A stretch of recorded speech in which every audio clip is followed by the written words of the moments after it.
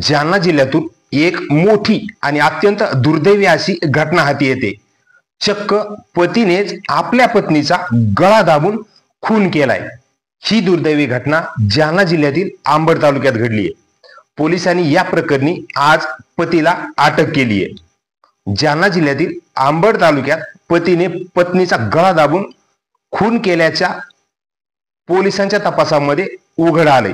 या प्रकरणी पोलिसांनी पतीला अटक केली आहे। याबाबत पोलीस सूत्रांकडून मिळालेली माहिती अशी की पोलीस ठाणे तीर्थपुरी येथे दिनांक 8 सप्टेंबर रोजी अंबड तालुक्यातील एकलायला येथील रुक्मिणी पांडुरंग वगैरे वय 30 वर्षे या विवाहितेचा अज्ञात आरोपीने अज्ञात कारणासाठी गळा दाबून खून केलाय असा गुन्हा पोलीस उपनिरीक्षक प्रतिभा पठाडे यांच्या फिर्यादीवरून दाखल करण्यात आला होता।